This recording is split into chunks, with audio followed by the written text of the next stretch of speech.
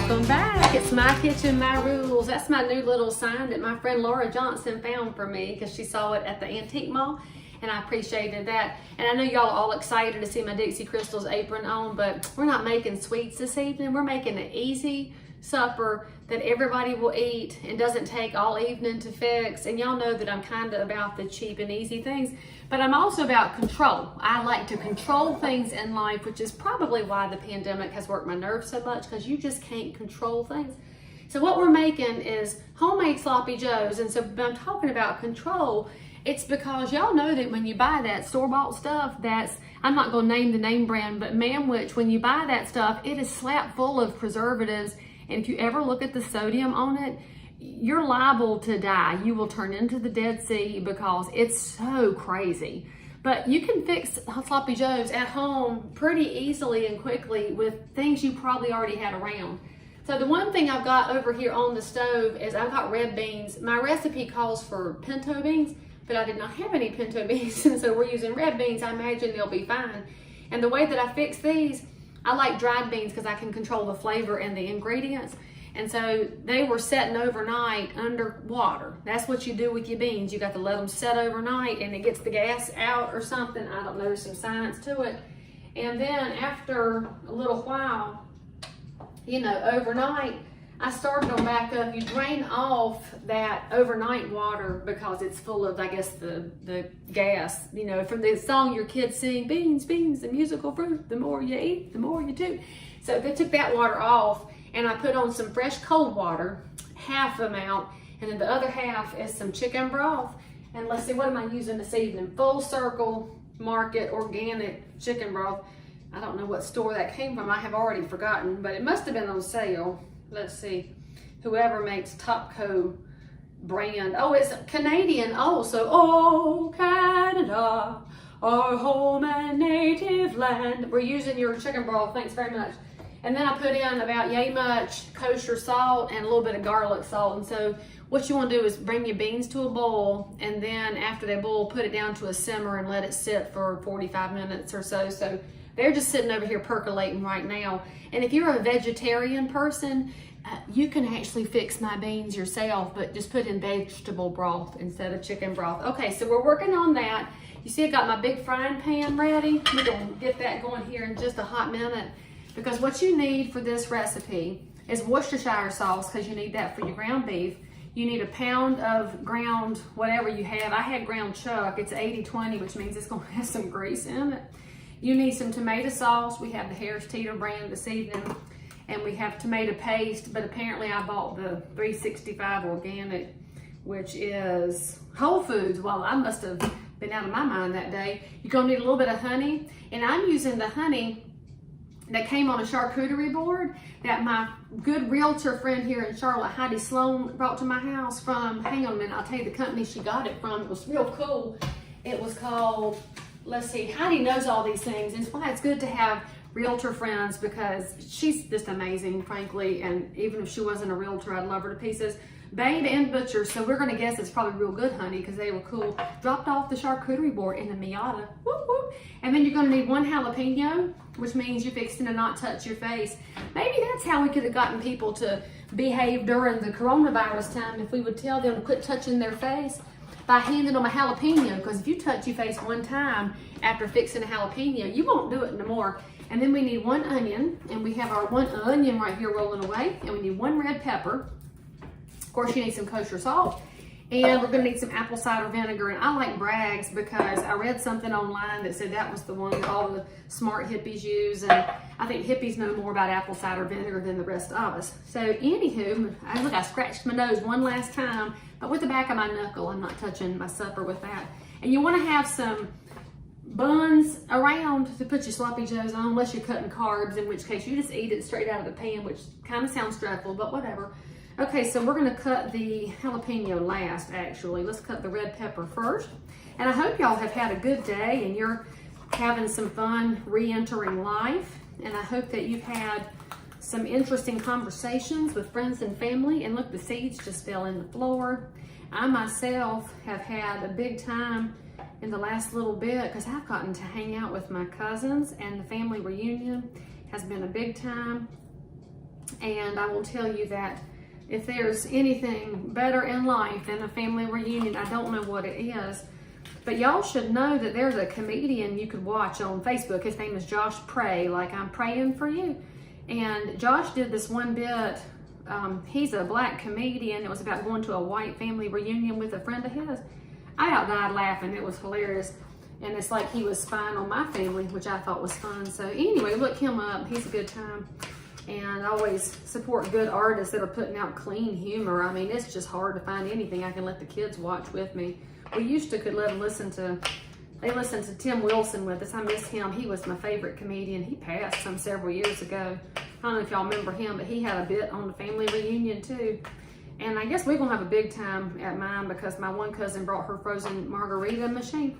And that is when you know you have a very good family. So we're cutting this up into not giant bits and not tiny bits. This is a Lee Brown cutting where it's, you know, average and not fancy, because I'm frankly an average and not fancy person. I don't know about y'all, but it's probably why you're looking at my cooking shows, because you too are not fancy. And I think I have a child outside the glass door to the laundry room who is trying not to come in and get in the video, because y'all watched my beautiful Cora in the one video and you saw her rolling her eyes at me, which was my favorite ever. And she was not nearly as entertained as I was, but that's just life. She's been outside moving vehicles around for us, because yay for a child that is able to drive a vehicle, whoop, whoop, whoop. And soon she'll be able to change the oil too, because that's the next thing she'll be learning. So we're gonna use half of that red pepper. You don't need the whole one, because this one was gigantic. I guess it had some hormones in it. And now we're gonna cut the onion into a medium dice. And I say that like I have any other size I can cut. Yeah, I cut it the size I'm gonna cut it. And I've told y'all the secret on onions plenty times, and if you don't know it by now, I can't help you, but you could go back and watch my other episodes of the show if you so choose. And it's probably time while I'm taking off this outer skin, because y'all have probably noticed that Lee Brown does not cry while fixing onions. I actually don't cry a whole lot in life anyway, unless I'm looking at beaches or The Color Purple, because The Color Purple is the one I watch if I need to like seriously bawl, because it works. So I'm gonna go ahead and cut my stove on to a medium high so that we can get this ground chuck going here momentarily. What movie do you watch if you need to have a good cry? I'm always interested in that. I like to watch The Princess Bride, but I do not cry during that one. That is a laughing movie, and then I'm kind of annoying because I'll quote the whole thing. And I actually asked some people on a webinar this week, I made a commentary about you'd never expect the Spanish Inquisition, and it was my way of discovering who was my kind of people and who was not. Because if you don't have the right sense of humor, I'm probably not your cup of tea. And I hear that my child chose not to come in the laundry door, but came in the front door, because that is a smart, smart young lady. And I love that she thinks her way through problems, and that's why she has good grades and will go far in life. Okay, so our stove is heating up, and I'm rambling about nothing, frankly, because I was real excited yesterday, though. I got a new book in the mail. I got Dan Crenshaw's book, or the congressman from Texas. I was about to say our congressman, but he ain't mine. I'd vote for him if I had the opportunity. So good job, Texas. But I hope it'll be good, because I paid full sticker for it. So, you know, if you buy a hardback book, you're generally doing something good in life. I love books. Now, let's see. Finish cutting it up. Would you like to be in my cooking video tonight? Okay, I just got declined. If y'all are ever near my house and would like to be in my cooking video, you should let me know. And I'm pretty sure my family would be glad to have somebody have to listen to me besides them, because, you know, it is what it is. Our pan's about hot over there because I can feel it. Y'all ever feel the pan get hot? I told y'all I like to feel my cooking instead of measuring things. All right, now we're gonna do the final chop here. I don't ever see them do this on the Top Chef or on Gordon Ramsay. I just think they're missing out on the fun part where you just mash your knife around a little bit, see what size you have. Why are you staring at me? The peanut gallery's thinking of something to say, but they're not going to, because they would like to eat in a little bit. All right, now. Because there's rules. Be quiet. It's my kitchen, my rules. Okay. Let's see, pan is hot.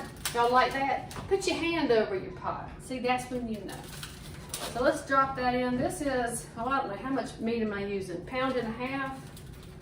I think my recipe probably calls for 1 pound, everything does, but I never do things the way people tell me to. It's just not fun that way. And then we're gonna decorate it in some Worcestershire sauce because that's always what makes your beef good. And then we need a little bit of kosher salt over there to go with it. And I know I told y'all to watch out for the sodium, but I'm telling you, the little bit that I put in ain't nowhere near what comes in that store-bought stuff. I'm for real. Y'all need to be watching it because I'm concerned that you're buying things and you're not looking at the labels. But you should, and you probably have learned that now. Okay, so that's there. And now we're gonna, that was half of the onion because you don't need a big onion, friends. You need about a half of one. You could use a small onion if you want. They did not have any small onions at the Harris Teeter. And for real, y'all, I was at the farmer's market last week. I got the big one down near the airport, the regional one, and I have never seen onions as big as the ones they had. They were as big as a child's head. They were enormous. All right, I'm now going to cut open this jalapeno. Now you can control the amount of spice in these homemade sloppy joes with your jalapeno by slicing it open. The amount of heat you get is going to determine by how many seeds you put in there. So I'm taking all the seeds out because we don't really need a lot of heat in our homemade sloppy joes, and you might be different, so I'm not going to judge you harshly for that. I'll judge a little bit how much you use, but I will say if you make these in the wintertime and your family has a cold, if you leave those jalapenos in there, clear your sinuses right out. You won't even have to buy any expensive drugs, and then you'll get your Kleenexes to work, you'll blow your nose a gracious plenty, and everybody's happy. So we left a few seeds in, not a ton. And this one I am gonna cut in smaller bits just because the jalapeno itself has really good flavor, y'all. And one thing you can do with jalapeno besides put it in your homemade sloppy joes that we're fixing right now. Did y'all know that you could put this stuff in vodka and it's delicious? I'm not having an adult beverage tonight. If you're wondering how come, it's because frankly, last night I was hanging out with a bunch of my local realtor friends that I just was so glad to see in person and in human life. And we were talking about real estate and how we could make it better in Charlotte and in surrounding counties because we all are competitors, kind of, but we kind of look at ourselves as cooperators. We prefer that name instead of competitors because I don't care who you are in life. You can't handle everything all by yourself. You're better off with people that also know what they're doing so y'all can work together and make life easy. But anyway, we hung out for a little longer than expected, and I realized this morning that I am indeed the age that I am. And so tonight we are not having adult beverages. We've been drinking water all day long, which is good for me. And that means I'm going to be super productive in the future. And if you're with me on that, you can give me a high five and an amen, because I know y'all know, see, I might look younger than I am, but some days I tell people that I'm 75 and I look real good for my age. And so today I'm pretty sure that I was right in line with the reality of the 75, but it's okay. Y'all already know what I'm doing when I'm 75, right? Y'all heard my plan. My plan is to move to the beach, and then I'm going to sit on the beach and I'm going to have a big giant cocktail all day long, and I'm going to tan all day long, and I might look like a pocketbook, and I won't care because I'll be old enough to say screw it, and that's my retirement life. And there we go. So we got our jalapenos. Look, it's like the Mexican flag or the Italian flag. We've got green, white, and red. We are very festive here, and you can hear the ground beef cooking. So let's get that going and break up that block, because y'all know you gotta break it up. Break it up. Just like people told you when you were a kid when you were fussing with your siblings. And we're going to go ahead and toss in all of these items. And you're going to let this go until the meat is brown and until your onion is translucent. If you do not know what translucent means, then I highly recommend that you get a dictionary and go back to English class. And if English is not your first language, then I totally recommend you learn the word translucent, because it's super helpful to that filter, translucent too. And why does your nose only itch when you can't scratch it? That has got to be there's got to be some reason for it. All right, so we're going to have that simmer over here. And while that is going, we are going to get our tomato sauce ready. Open this can. I don't even have to get my little tool out. I did find out the other day, I was showing how to open your condensed and evaporated milk, that some people didn't know what that tool was for that we use. And we'll open up our tomato sauce, because these are our next things we're gonna add. This is the stuff that's in that manwich jar, y'all. You just fix it for yourself. And this is easy peasy, okay? So we got tomato sauce and tomato paste, and then we need, the beans will be ready here in a little bit. We're gonna need some apple cider vinegar, that's ready to go in. And, oh, I didn't get any garlic out. I need some minced garlic, which is, oh, I'm running low on the dried minced garlic because I use it all the time. All right, so I'll tune back in here. This would be a commercial break if I had sponsors. I'm still waiting, friends, still waiting. And we'll show you what goes next to all these little ingredients, and I'll give you some amounts too because I'm nice like that. Pretty sure the battery's dead in my clicker. So anyway, we've added 2 cups worth of the beans to our mixture here. Now we're gonna add the tomato sauce. And that was a can's worth. And let me pull my camera a little bit. I need to get a crew, for real. And then we're going to need 2 tablespoons or so of honey. So that's a big spoon, I reckon, as far as I'm concerned. And this is good, honey. This is so clear. So good job, Babe and Butcher. It's fancy. And you're wondering why there's honey in it. Look, check out the ingredients on that manwich thing. You find what you're doing. Oh, so good. I can do that on the cook, all right, my rules. We got our can of tomato paste. Then we're gonna add in, all right, and by the way, tomato paste cans are tiny because it's very concentrated, friends. Right now we need some minced garlic, and you could use fresh if you want to. I use dried just because I don't like to mess with it. And I put in enough that I feel like it. I think you're probably supposed to use like a teaspoon of dried. Well, it's about gone. I reckon I'll just use it up. And if you're using fresh, you probably want at least 2 tablespoons of it because fresh and dried are totally 2 different ingredients altogether. We need some kosher salt. Let's do about a teaspoon's worth, which would be about yay much. One of these days, I'm gonna pull a Justin Wilson. I'm gonna measure it out and show y'all that I'm right. Then we need some Worcestershire sauce, because you always need more Worcestershire sauce. And a sprinkling of that. It's probably a tablespoon or so for those of y'all that measure things. And we need our apple cider vinegar. Because I use Bragg's, you have to shake it up because it has things that live on the bottom. And somebody said it's called the mother. I don't understand that. It sounds creepy, so I don't call it that. So you need like a teaspoon's worth of that.